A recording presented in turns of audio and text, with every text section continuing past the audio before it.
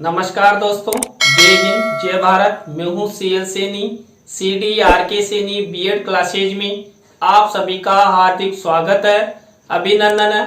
दोस्तों, हमारे इस चैनल के माध्यम से आप द्वारा हमारे इस हेल्पलाइन नंबर पर जो भी कंटेंट भेजे जाते हैं उन्हें हम ऑनलाइन समझाने का प्रयास करते हैं। दोस्तों, आज की लाइव क्लास के अंतर्गत हम सोर्सेज ऑफ मोटिवेशन यानी कि अभिप्रेरणा के स्रोत कि हम अभिप्रेरणा किन किन के माध्यम से प्राप्त करते हैं। दोस्तों, यह टॉपिक आपके सभी प्रकार की जो प्रतियोगिता परीक्षाओं की तैयारी आप करते हैं उन सब के लिए महत्वपूर्ण है, इसलिए इस टॉपिक को अच्छे से तैयार करें। तो दोस्तों, आप सब बने रहें हमारे साथ, हमारे इस चैनल के साथ। और दोस्तों, यदि आप हमारे इस चैनल पर पहली बार आए हैं तो हमारे इस चैनल को सब्सक्राइब करें और पास ही बने बेल आइकन के बटन को जरूर दबावें, जिससे हमारे द्वारा जब भी कोई न्यू वीडियो अपलोड किया जाता है या लाइव क्लास चलाई जाती है तो उनकी नोटिफिकेशन आपको मिल सके और आप अच्छा अधिगम कर सके। दोस्तों, यहाँ पर जो अभिप्रेरणा प्रेरणा होती है, इसके मुख्य रूप से 4 स्रोत माने गए हैं। तो यहाँ पर दोस्तों, पहला स्रोत है आवश्यकताएं, दूसरा स्रोत है चालक जिसे हम अंतर्नोद के नाम से भी जानते हैं। इसके बाद 3rd नंबर का स्रोत है प्रोत्साहन या उद्दीपन, इसके बाद प्रेरक। ये 4 ऐसे स्रोत हैं जिनके माध्यम से प्रेरणा प्राप्त की जाती है। दोस्तों, यहाँ पर जो अभिप्रेरणा का पहला स्रोत है आवश्यकताएं, इसके बारे में हम आपसे चर्चा करते हैं।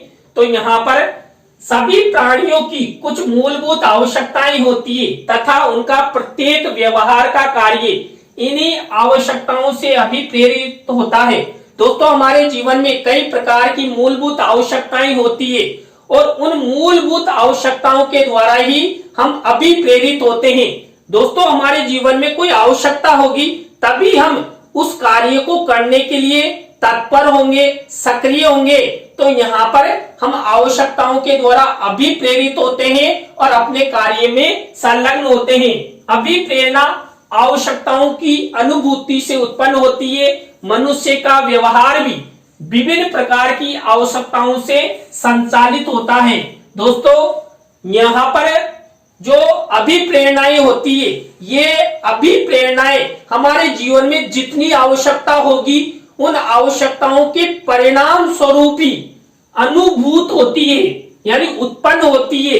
और जो मानव होता है, इस मानव का व्यवहार भी क्या होता है, आवश्यकताओं के अनुसार ही संचालित होता है। अतः आवश्यकता व्यक्ति में नीत वह शक्ति है जो व्यक्ति को किसी विशेष प्रकार का व्यवहार करने के लिए अभिप्रेरित करती है। दोस्तों, आवश्यकताओं में वह शक्ति होती है जो मानव को एक विशेष प्रकार का व्यवहार करने के लिए अभिप्रेरित कर देती है। दोस्तों, मान लीजिए हमें प्यास लगती है, तो दोस्तों हमें प्यास लगते ही पानी पीने के लिए तत्पर होते हैं, सक्रिय होते हैं और हम पानी के घड़े के पास या किसी हैंडपंप के पास या पानी पीने के स्रोत के पास चले जाते हैं। तो हमारी आवश्यकता के अनुसार हम अभिप्रेरित होते हैं और प्रत्येक मानव के जीवन में कई प्रकार की आवश्यकताएं होती है और उन आवश्यकताओं की पूर्ति हम अभिप्रेरित होकर करते हैं।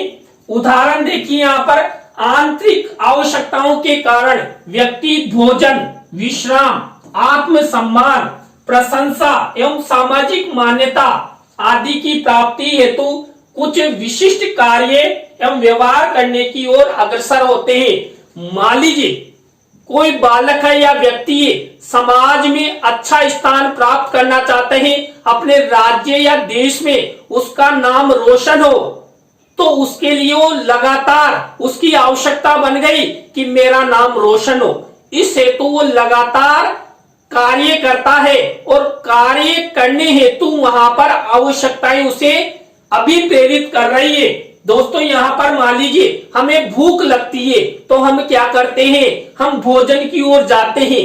और देखिए, तो यहाँ पर भोजन क्या हुआ, आवश्यकता हुई और उस आवश्यकता के अनुरूप फल स्वरूप हम अभिप्रेरित हुए और भोजन करने हेतु चले गए।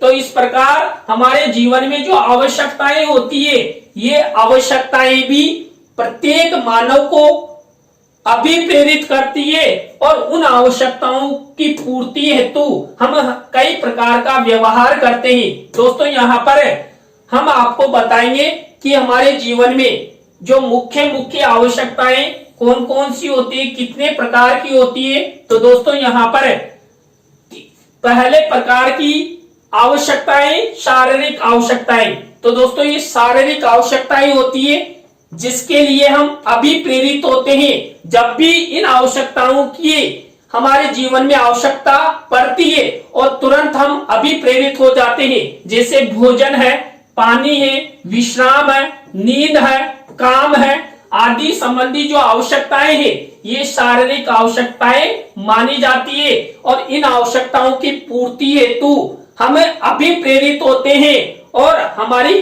शारीरिक तृप्ति होती है। यानी कि शारीरिक आवश्यकताओं के लिए हमें शारीरिक तृप्ति हेतु अभिप्रेरित होते हैं।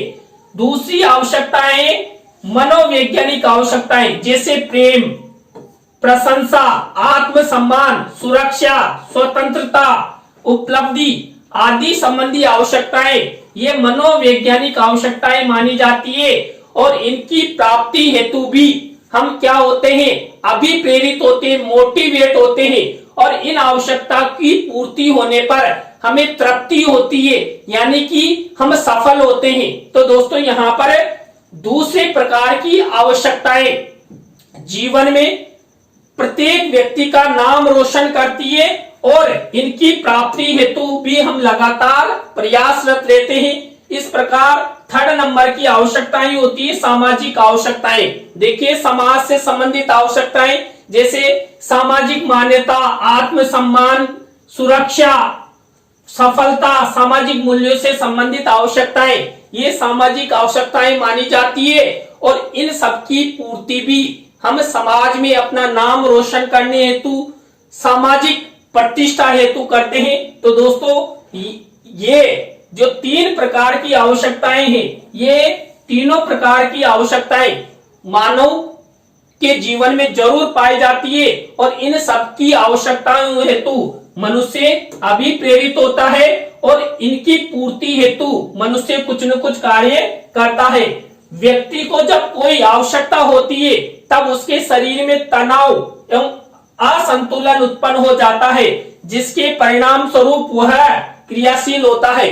दोस्तों मान लीजिए हमें भूख लगती है या प्यास लगती है तो हमारा शरीर क्या होता है, हमारे शरीर में तनाव आ जाता है, हम असंतुलित हो जाते हैं कि यार भूख लग रही है, हमारे पेट में चूहे कूद रहे हैं, अरे यार पानी की प्यास लग रही है, हमारा तो गला ही सूख गया।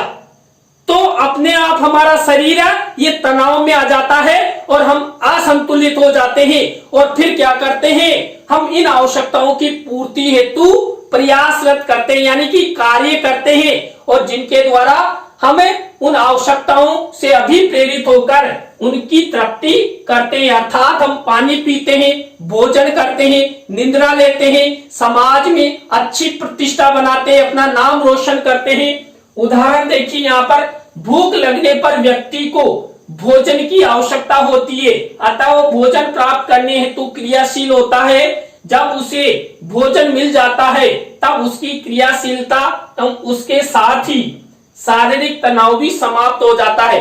दोस्तों यहाँ पर मैंने बताया शारीरिक तृप्ति हो जाती है। मान लीजिए हमें प्यास लगती है, भूख लगती है और हमें पानी मिल जाता है या भोजन मिल जाता है तो शरीर में तृप्त आ जाता, वाह मजा आ गया, आज तो खाना बहुत अच्छा बना, किसने बनाया, और देखिए खाने के साथ साथ एक एक रसगुल्ला मिला ना, उसे भी मजा आ गया आज तो, और अब खा लिया मैं, अब यहाँ पर थोड़ी देर में आराम कर लेता हूं। तो यहाँ पर फिर से खाना खाते ही शरीर में क्या हुआ, तनाव हुआ, असंतुलन हुआ कि नींद ले लूं। तो इस तरह हमारे जीवन में कई प्रकार की आवश्यकताएं होती है और उन आवश्यकताओं की पूर्ति हेतु हमें अभिप्रेरित होते हैं। तो दोस्तों यहाँ पर पहला प्रकार यानी कि आवश्यकताएं। अब यहाँ पर अभिप्रेरणा का दूसरा स्रोत है चालक या अंतर्नोद।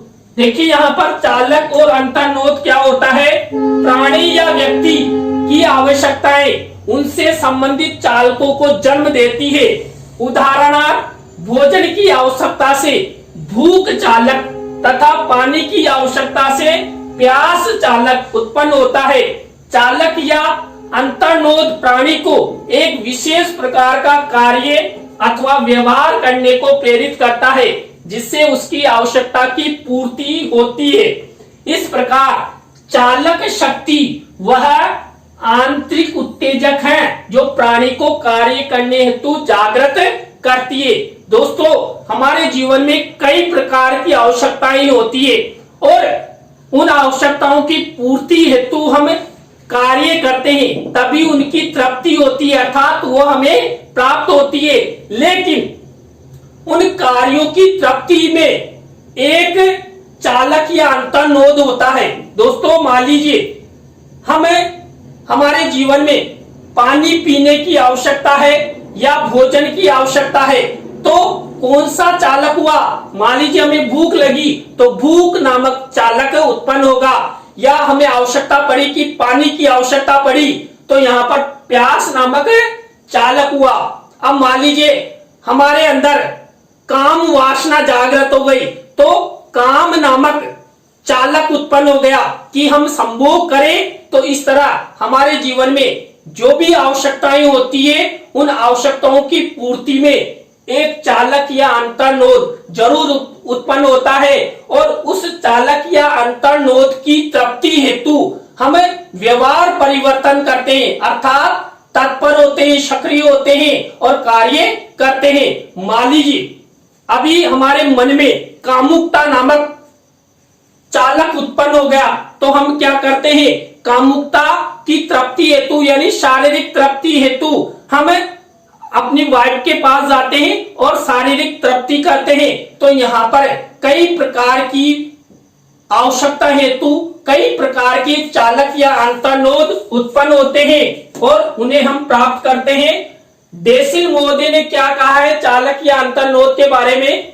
चालक शक्ति का एक आदि स्रोत है जो मनुष्य के अंगों को कार्य करने के लिए बाध्य करता है। यहाँ पर डेसिल मोदी ने सही कहा है कि हमारे जीवन में जो आवश्यकताएं होते हैं उन आवश्यकताओं की पूर्ति में जो चालक होता है, ये चालक नामक शक्ति आदि स्रोत है, यानी कि प्रारंभिक स्रोत माना जाता है। देखिए हमें पानी की प्यास लगी तो प्यास नामक चालक हुआ, हमें भूख लगी तो दोस्तों भोजन नामक यहाँ पर भूख चालक उत्पन्न हुआ, काम वासना जागृत हुई तो काम नामक चालक की उत्पत्ति यहाँ पर हुई। तो यहाँ पर हम शारीरिक तृप्ति हेतु या इन आवश्यकताओं की पूर्ति हेतु चालक के माध्यम से कुछ न कुछ कार्य करने के लिए बाध्य होते हैं। देखिए मान लीजिए हमें प्यास ही नहीं लग रही या भूख ही नहीं लग रही तो हम भोजन के पास क्यों जाएंगे? देखिए दोस्तों प्यासा ही घड़े के पास जाता है, ना कि घड़ा उसके पास आता है। तो हमेशा जब हमें प्यास लगती है तो हम घड़े के पास जाते हैं। तो घड़े के पास जाने हेतु हम अभिप्रेरित हुए, तभी तो देखिए हमारे जो प्यास नामक चालक है उसकी तृप्ति होगी। तो इस तरह इसके बाद देखिए बोरिंग या लेंगफील्ड एवं बेल्ड इन तीनों मोदी ने चालक या अंतर्नोद के बारे में क्या कहा है? चालक शरीर की एक आंतरिक क्रिया या दशा है जो एक विशेष प्रकार के व्यवहार के लिए अभिप्रेरणा प्रदान करती है। दोस्तों आवश्यकताओं के माध्यम से चालक उत्पन्न होता है और उस चालक के द्वारा यहाँ पर हम कुछ न कुछ कार्य करते हैं। दोस्तों इन्होंने चालक को शरीर की एक आंतरिक क्रिया बताया है जो हमारे अंदर से उत्पन्न होती है और अंदर से उत्पन्न होने पर हम उसकी तृप्ति हेतु कुछ न कुछ कार्य करते हैं, सक्रियता अपनाते हैं और तत्परता युक्त कार्य करते हैं जिनके द्वारा उनकी तृप्ति होती है। इस तरह देखिए ये चालक और अंतर्नोद हुआ। इसके बाद थर्ड नंबर का स्रोत है अभिप्रेरणा का प्रोत्साहन या उद्दीपन। तो दोस्तों यहाँ पर प्रोत्साहन या उद्दीपन के माध्यम से किस प्रकार अभिप्रेरणा प्राप्त की जाती है। आवश्यकता की पूर्ति हेतु जो विषय, पदार्थ, परिस्थितियां और क्रियाएं आदि साधनों का कार्य करते हैं तो उन्हें प्रोत्साहन या उद्दीपन कहा जाता है। यानी कि हमारे जीवन में जब हमारी आवश्यकताएं उत्पन्न होती है और उन आवश्यकताओं की पूर्ति के लिए हम जो भी प्राप्त करते हैं, मान लीजिए कोई से विषय है, वस्तुएं हैं, पदार्थ है, परिस्थितियां हैं या क्रियाएं हैं, तो उनसे क्या होता है, हमें प्रोत्साहन मिलता है और उन्हें ही हम प्रोत्साहन या उद्दीपन कहते हैं। यानी कि मान लीजिए ये पेन है तो ये मेरे लिए उद्दीपक है क्योंकि इसके द्वारा मैं लिखूंगा। ये डिजिटल बोर्ड है तो मेरे लिए उद्दीपक का कार्य कर रहा है। या हमारे सामने कोई लड़की दिखाई दे रही है और उस लड़की को देखकर हम कुछ प्रतिक्रिया करते हैं, यानी आंख मार देते हैं या चुम्बन लेने की कोशिश करते हैं, तो लड़के के लिए वो लड़की क्या है, वो उद्दीपक का कार्य, यानी कि उद्दीपक या प्रोत्साहन हमेशा हमारे सामने होता है। मान लीजिए भूख लग रही है तो भोजन सामने है तो भोजन क्या हुआ, उद्दीपक हुआ। प्यास लग रही है तो प्यास बुझाने हेतु सामने पानी रखा हुआ है तो पानी पिएंगे तभी हमारी प्यास बुझेगी, तो पानी क्या हुआ, वहां रखा हुआ, ये उद्दीपक हुआ और उसके लिए हम कुछ न कुछ क्रिया करते हैं। जैसे भोजन से भूख आवश्यकता की पूर्ति होती है, अतः भूख चालक के लिए भोजन उद्दीपन है।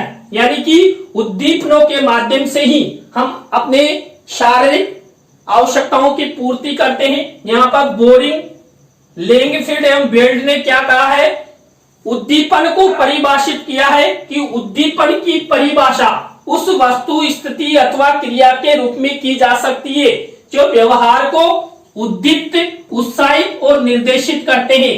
दोस्तों यहाँ पर हम उद्दीपक को देखकर क्रिया करते हैं और क्रिया करने के फलस्वरूप उस उद्दीपक की प्राप्ति करते हैं और उद्दीपक की प्राप्ति होने पर दोस्तों हमारी शारीरिक आवश्यकताएं पूरी होती है। दोस्तों यहाँ पर भोजन है, निंद्रा है, प्रेम है, काम वासना है, ये सब जो उद्दीपन है उन उद्दीपकों की प्राप्ति होने पर ही हमारी शारीरिक तृप्ति होती है और हमें लगातार कार्य करते हैं, हम अभिप्रेरित होते हैं।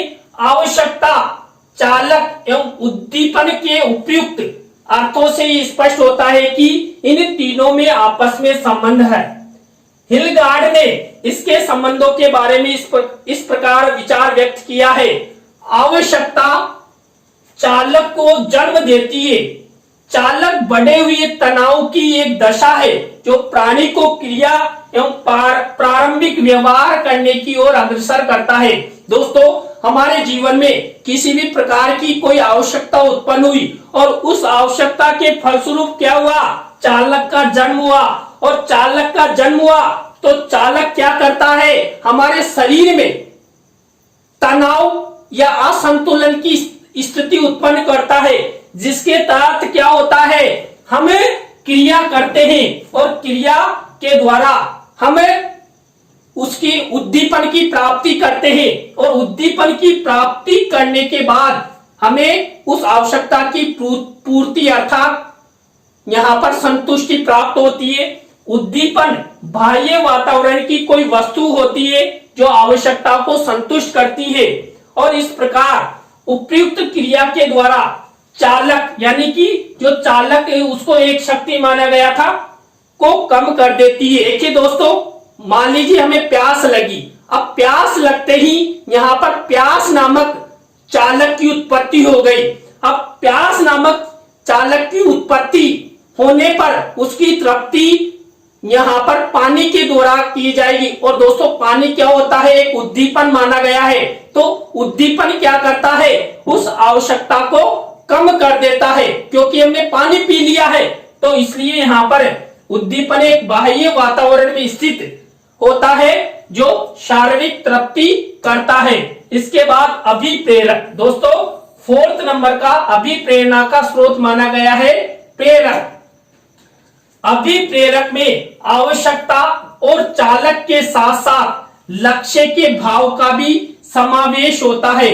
दोस्तों मान लीजिए हमें प्यास लग रही है और सामने पानी रखा हुआ है, यानी उद्दीपक है, लेकिन उसके लिए हमें क्या करना होगा, हमें अभिप्रेरक चाहिए, हमारे मन में मोटिव मिलेगा, तभी हम उस वहां पर रखे हुए पानी के पास जाएंगे, और नहीं जाएंगे तो हमारी प्यास नहीं बुझेगी।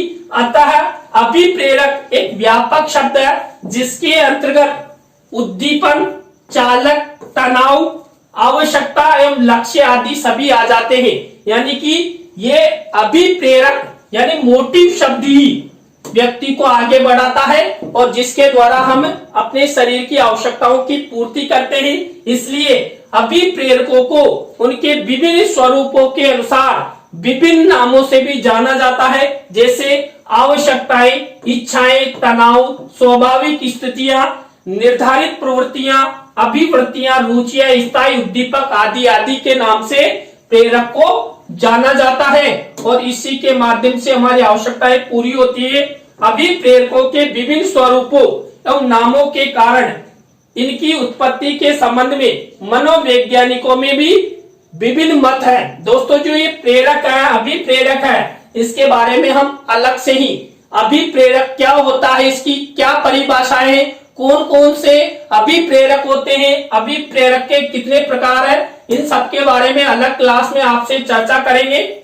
यहाँ पर दोस्तों कुछ इन्हें जन्मजात अथवा अर्जित शक्तियां मानते हैं। दोस्तों जो अभिप्रेरक होते हैं तो इनको कई मनोवैज्ञानिक तो जन्मजात मानते हैं और कुछ इन्हें अर्जित मानते हैं।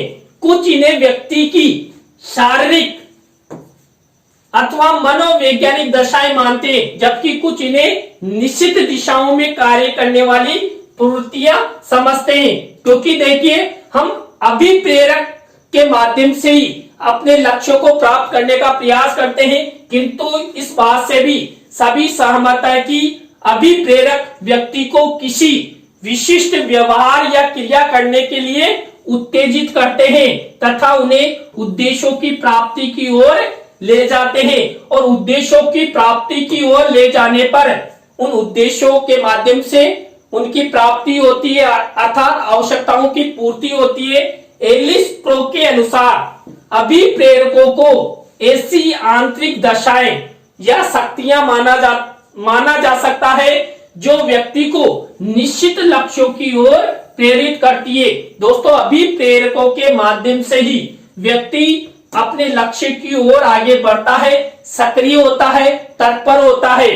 ब्लेयर जोन्स एम सिम्पसन के शब्दों में अभिप्रेरक की क्या परिभाषा है? अभिप्रेरक हमारी आधारभूत आवश्यकताओं से उत्पन्न होने वाली वे शक्तियां हैं जो व्यवहार को दिशा और उद्देश्य प्रदान करते हैं। दोस्तों आवश्यकताओं के माध्यम से ही अभिप्रेरकों का जन्म होता है और अभिप्रेरकों का जन्म होने से हमें दिशा मिलती है कि हम इन्हें किस प्रकार प्राप्त कर सकते हैं और आगे बढ़ सकते हैं।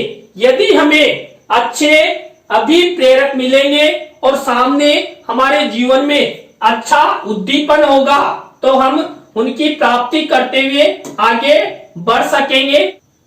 तो दोस्तों आज की लाइव क्लास के अंतर्गत हमने जो आपका टॉपिक है अभिप्रेरणा के स्रोत, यहाँ पर हमने अभिप्रेरणा के चारों स्रोतों के बारे में आपसे चर्चा की। और दोस्तों आज की लाइव क्लास बहुत लंबी हो चुकी है, लेकिन आपकी सभी प्रकार की प्रतियोगिता परीक्षाओं के लिए भी ये टॉपिक अति महत्वपूर्ण है और चारों स्रोतों के बारे में कई बार आपकी परीक्षाओं में पूछा जाता है, तो आप इसे अच्छे से तैयार करें। और दोस्तों आप भी चाहते हैं कि सैनी सर द्वारा हमारे कंटेनों को ऑनलाइन समझाने का प्रयास किया जाए, तो आप हमारे इस हेल्पलाइन नंबर पर हमसे जरूर कांटेक्ट करें। दोस्तों आज की लाइव क्लास में बस इतना ही। न्यू लाइव क्लास के साथ हम आपसे फिर मिलेंगे CD RK Saini BEd classes में सीएल सैनी के साथ। जय हिंद, जय भारत, राम राम सा।